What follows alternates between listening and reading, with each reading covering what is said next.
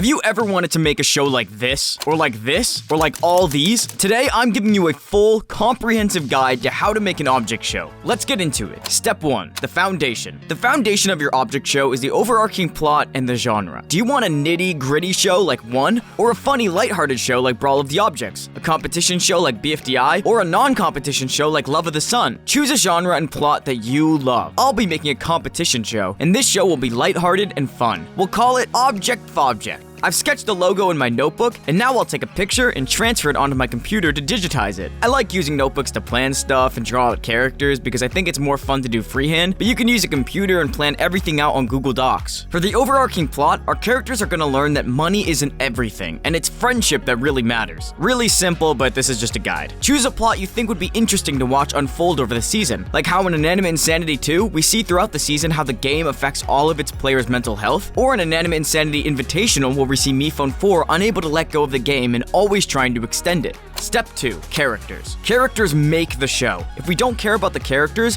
we don't really care about the show at all. Think about how many people you know with object show characters as their icons. That means they love a character so much, they made it a part of them. There are a few ways to come up with characters. Number 1 is object to personality, which is where you take an object and make its personality around it. Soap is used to clean stuff, so Soap from Inanimate Insanity likes to clean stuff. She's a neat freak. Balsa wood is really weak and brittle, so Woody from BFDI, who's made of balsa wood, is weak. Then there's personality to object. If you want a nerdy character, think of what objects are considered nerdy, like computers, glasses, or pocket protectors. Another way to come up with characters is to come up with a bunch of them at the same time by thinking of how they would bounce off of each other. For example, a lot of shows have a dynamic where there's a smart character and a dumb character, and they learn a lot from each other. That's already 2 characters right there and a plot they can go through together. For these characters, you can just find objects around your house that you like. Then you can just apply personalities to them. This is our cast of WebzForevz, and these are all the characters' personalities. Once you have your cast, which can be any size you want as long as you can handle it, it's time to move on to designing these characters. Step 3. Asset. To design the assets, you can either draw your characters on paper, then transfer them to your computer and trace over them, or simply use references from Google to create these characters. It's important to design your characters before you begin writing, so you understand how they interact with the world. For example, if you draw a character and realize they're really small, you can include that in scripting. There are plenty of guides on how to design assets. One that I find extremely helpful is Top at the Hat's Guide for shines and shading. It's also important that your characters are designed so their faces and limbs are clearly seen and in the right spots. If your character is dark, you might want their face and limbs to be white instead of black. And if your character is oddly shaped, it might be hard to figure out where to put the face and mouth. Sometimes this can look really cool, but other times it can look pretty weird. Sizing the assets is important too. Sometimes limbs can be too large or too small. Find a balance that works for you and your style, especially if you use the hand-drawn style. For WebzForevz, we'll be using the hand-drawn style. Step 4. Plotting out your script. This simply means planning the script and breaking it up into segments. When I write, I use the ABC plot method to figure out what plots I want in episodes. The A plot will be the most important plot of the episode, the B plot is secondary, and the C plot is shown the least throughout the episode. It's the least important. Let's say the A plot is Tablet, the host, trying to show the characters how fun competing is. This will establish the competition as well as give a lot of characters their time to shine. The B plot is Hydro Flask and Hourglass forming an alliance early on in the game and trying not to get caught while trying to convince Plaque to join. This will highlight 2 contestants that may be important later on. Our C plot is Dog Bowl and SD Card trying to find craft services because they're really hungry. I like the C plot to be a really funny plot, especially in the beginning of the season when we're just learning about the characters and there's not really a lot of stakes. Then I plot out the episode in 5 acts. This way I know exactly how to write my script before I do it, and I can make sure all the plots are brought up in the episode and they get resolved, or it becomes clear they'll follow over into other episodes. I also follow the classic story progression of exposition, rising action, climax, falling action, and resolution. Episodes can lead us towards something big to keep the viewers watching. For example, in BFB 29, the entire episode leads towards the destruction of the BFB world as we know it, which keeps the viewers watching as the world slowly starts to crumble. This is what creates an awesome climax, when the viewers expect something to go wrong, but they aren't sure what. And now our planning is done. Step 5. Writing.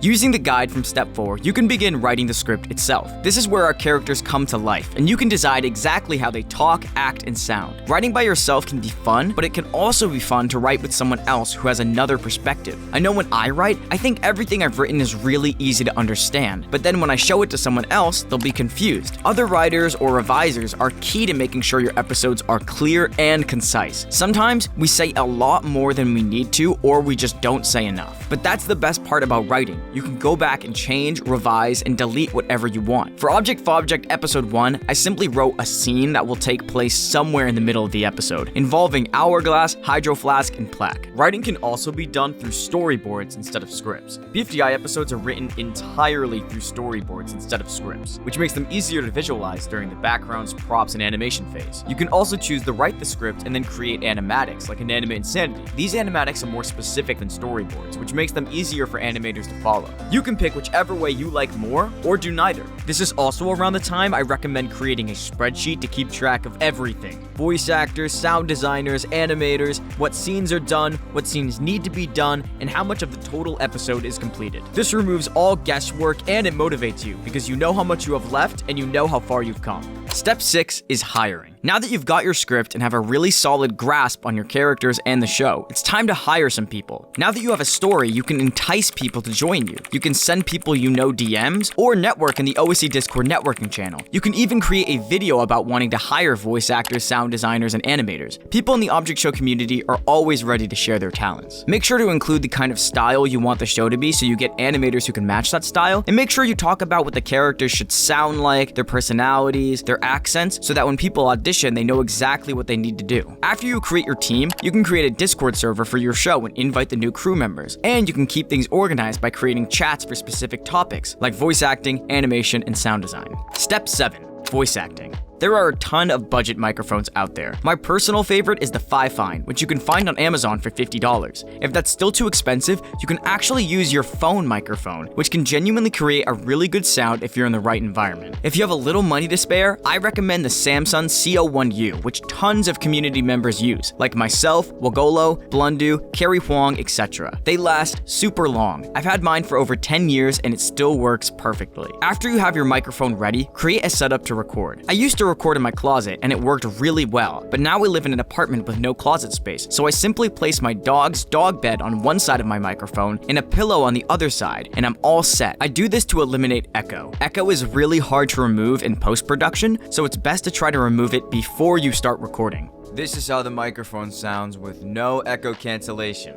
This is how the microphone sounds with the dog bed. There's a huge difference. You can also see during this recording that I'm moving around, I'm making facial expressions, and that helps me make the lines sound real. The goal in voice acting is to take all the movements and thoughts and feelings the character might do or might have and make them come across with just your voice. When you record, it's important to record a few variations of each line. If you read the script and your character says, "Are you sure?" you can say, "Are you sure? Are you sure? Are you sure?" It may depend on the characters you're voicing or what the context of the script is, but having all of these variations is super important. Once voice acting is complete and you receive all the lines from your voice actors, it's time to move on to step 8, processing. Processing the voice actors' recordings is about cleaning up lines with programs like Audacity or RX to make sure recordings sound better and are around the same volume as each other. For example, here are 2 different recordings. These lines are Hydro Flasks and these lines are Hourglasses. They are totally different volumes, and Hourglasses lines have a lot of plosives, which are those pop sounds you hear when a character makes a P, B, or W sound. Both sets of lines also have background noise. You can actually fix all of these problems in post-production. To make these lines the same volume, we'll use 3 tools in Audacity: compression, normalize, and limiter. Just using these default effects, we can simply select all the audio, click these 3, and boom, both character audios now look very similar. To remove the noise, we use the noise reduction tool. Select a chunk of background noise that has no talking, just that shh sound, click noise reduction, click get noise profile, and then select the entire audio file, click noise reduction again, and this time click OK. This will remove all the background noise, and if it doesn't, just repeat the process. Finally, we can remove plosives using the Spectral Edit multi-tool. To do this, click on your audio track and click Spectrogram. This will show us the same audio in a different format. You can see where the plosives are based on where these white chunks are at the bottom of the audio. Highlight just these chunks, click Effect, and scroll down to Spectral Edit multi-tool. Click on it and these chunks will be removed. I use RX8 to remove plosives because it's more accurate and faster. This program costs $50, but I use it enough that I think it's worth it. Now that all of your processing is complete, we can move on to step 9, sound design. Sound design is when we create the audio that will be used to animate the scenes. You have two options. You can create the audio for the entire scene with sound effects. This includes timing lines with sound effects so the animators know exactly when an action has to take place. This can sometimes be restricting to the animator, but it means sound effects are already complete by the time post-production rolls around. Your other choice is to create the audio for the entire scene without sound effects, so you only time the lines. This means animators will get to choose when actions happen, and then sound effects can be added in the editing phase after animation is complete. This can be more tedious, but gives animators more freedom. Audacity is a great program for sound design. It's free, easy to use, and has a lot of effects to choose from. You simply import all the lines and sound effects you want to use and can copy and paste them from file to file and then slide them around to time the scene. Timing is very important. Jokes can be ruined if lines and sound effects aren't timed correctly, as well as conversations as a whole. People don't have conversations with huge gaps between them, but they also don't talk over each other a lot. Find a good balance that keeps the scene flowing and fits the mood. Once those are completed, you can export them. Make sure to keep all of your scenes in the same folder and label them correctly so you won't lose them when you need them later. Once the sound design is complete, you can move on to backgrounds and props. For props, go to your script and write down any props you might need on a spreadsheet or document. Props should match the art of the characters and the backgrounds, but you can mix it up. Props don't have to have outlines, even if the characters do. Like all other art on your show, you can use a reference. Top at the Hat is the best background artist in the OSC, and he recommends researching the kind of place you want your show to take place in, then finding tons of references to go off of. Once you have an idea, you can begin designing backgrounds that'll fit the mood and setting. Does your show have a dark theme? Create a dark, moody background with desaturated colors. Fun theme? Use bright, striking colors that stand out. One way to create backgrounds is to design specific shots, like this long background from this BFDI short. This one background is designed for this specific place. Alternatively, you can create different background elements to create variations of backgrounds, so your characters can be in the same environment but in different parts. Trees, bushes, mountains, and even grass are all elements that you can copy and paste and make different variations of the same background. Once all of your backgrounds and props are done, you can move on to animation. Animation is the most crucial step of the object show process. This is where all of your ideas officially come to life. There are so many programs you can use to create object show animations. I'm using Adobe Animate, but you can also use Anime Studio, Flip a Clip, or even Toon Boom or Blender. There are many tutorials online about how to use these programs. Here is my BFDI animation tutorial.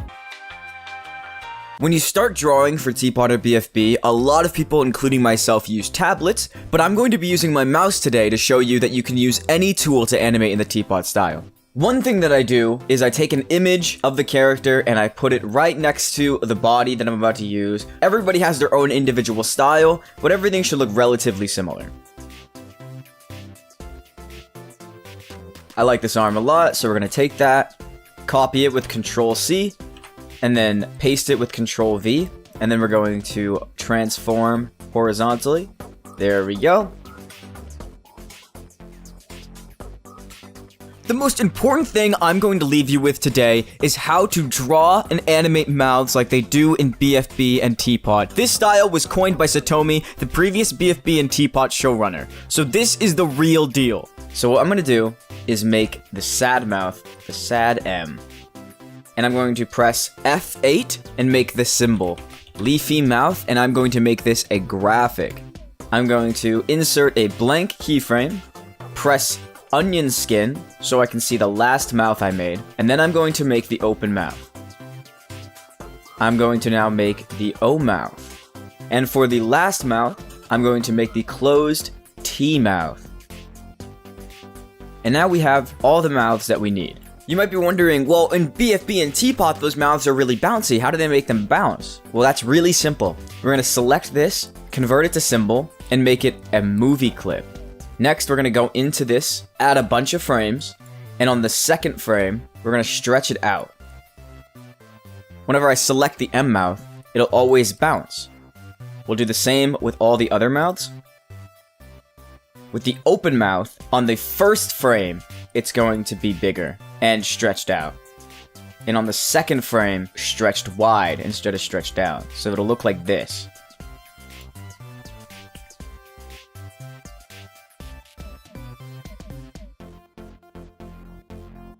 Now we have the four mouths. Make sure that these mouths are set to play single frame, because if it loops, we're just going to get this. It's really important to make sure that everything is its own symbol on its own layer. When something isn't a symbol, you can't animate it because it comes up with this error. And when two things are on the same layer, it comes up with the same error and messes up the animation. So make sure everything is a symbol, and make sure everything has its own layer. And now, we're going to actually get into the animation. Step 1 in the animation process is the keyframes. These keyframes basically determine all of the poses that the character is going to be in. So this is pose 1, and we have a set of keyframes here. So I'm going to select all these frames and insert keyframe. I can also press F6 on my keyboard to insert keyframes as well. I'm going to skew these legs. I'm going to hold Alt while I do it so that they move like this. If you don't hold Alt on your keyboard, the legs will move like that. Next, I'm going to select the rest of the body, and I'm going to turn it, and I'm going to use my arrow keys to move Leafy. And then, I'm going to duplicate this symbol. That way, I can edit it without messing up this symbol. I'm going to draw blinking eyes. The thing about the BFB style and the TPOT style is that you always have to draw the new things that happen in the scene. So I'm going to duplicate this symbol.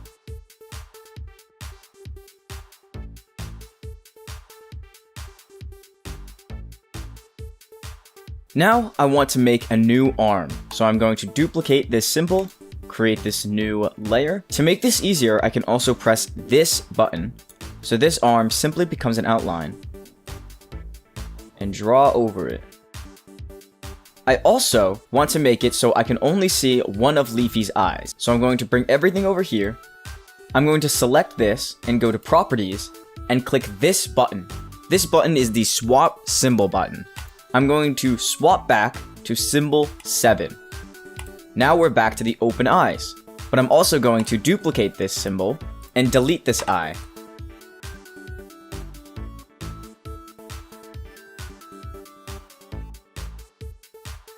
And there, now we have all of these keyframes. Oh no, it's so sad to see Ice Cube gone. Now, some people actually end their animation there. A lot of people animate with just keyframes. But if you want to go a step further, you can tween this animation. Tweening is creating the in-betweens of the animation. So, we would create a classic tween. That creates all of the in-betweens of the animation. Every single individual frame in this animation is the exact same amount apart. I, however, want it to get faster as Leafy goes down. So I would select an ease in. An ease in means that the first frames are really close together. There's such a minuscule difference between this frame and this frame. As we get closer to the final keyframe, it gets faster. I'm going to do the same thing here and create a classic tween with an ease in. Let's do cubic. So that means that the frames in the beginning are even closer together and the frames at the end have an even larger difference. Next, I'm going to put a keyframe here and I'm going to create the bounce back. Because Leafy had so much movement here, she will bounce back in the animation. So we'll just do a little tiny movement here.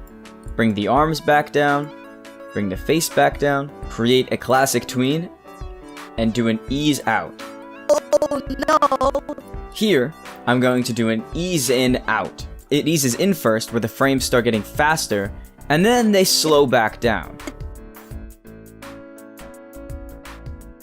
Now we have a bit of an issue here because her face goes off her body. I'm going to create a set of keyframes here, and I'm going to duplicate this symbol, and just shrink that eye, and duplicate this symbol, and shrink this eyebrow. This will make it look more like her face is going around her body instead of off of it.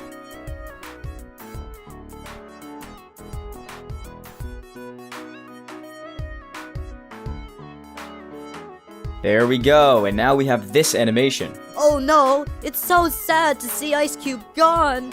And now, finally, I'm going to show you how to lip sync.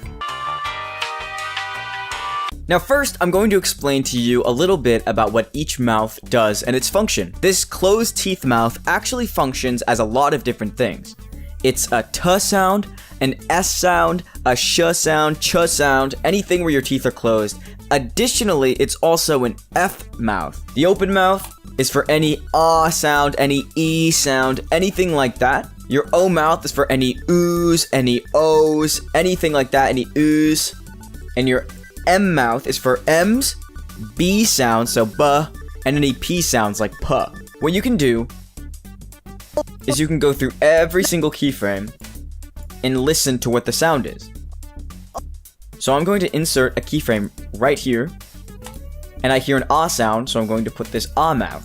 We're slowly turning into an o, so here, I'm going to put an o mouth. Here, I can hear that the sound has stopped. So it's an n mouth, a little n. I hear the start of an ah here. So we're going to put that.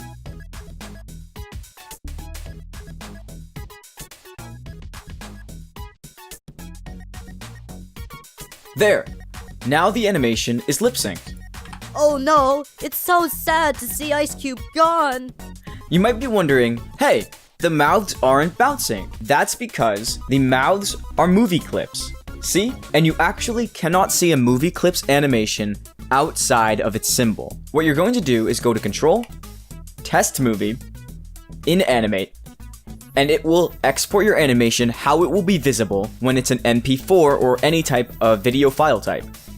As you can see in this animation, you can now see that her mouth is bouncing, which means our animation is officially done. So that's the basics of Adobe Animate. You can move on to character animation. The most important part of character animation is making sure the character's movements and expressions match their lines. One way to practice this is to look in the mirror or a camera and see what expression your face would make during the same lines. Then match those expressions with your characters. After all the character animation is complete, then it's time for revisions. This step is self-explanatory but often missed. When a scene is sent to you by an animator, you have to check it over to make sure that everything is correct. Even with storyboards and scripts, animators can still misunderstand how you want a scene to look. Movements, expressions, shot sizes, and lip sync can all be elements of a scene that will need revisions. After revisions, it's time for editing. This can be pretty simple depending on what kind of show you have. It mostly involves placing all of the scenes in the correct order on the timeline of your editing program. I'm using Adobe Premiere Pro, but this works with iMovie, Final Cut, or even CapCut. This also is your chance to fix some pacing issues. You can remove awkward silences between lines or at the end of scenes that weren't fixed in sound design, place the intro wherever you feel it works, and add effects like shakes, text, or any visual elements missed in animation. And again, this is a pretty simple process, and it leads us to step 14, music and sound. It's a simple process. Watch through each scene and see where sound effects should go. Character movement, prop interactions, or even diegetic sounds like a foghorn when something is gross are all necessary sound effects. There's plenty of places to get sound effects. Free Sound, YouTube, Epidemic Sound, they all have ups and downs, and they are all great places to find music and sound. Music is really important. It sets the tone for the scene and can completely change how a scene is interpreted. For example, a conversation between two characters can be completely innocent when the music is a simple acoustic guitar or a nice piano melody. But when you replace that music with something darker, the conversation suddenly takes on a second meaning. But be careful and make sure everything is mixed properly.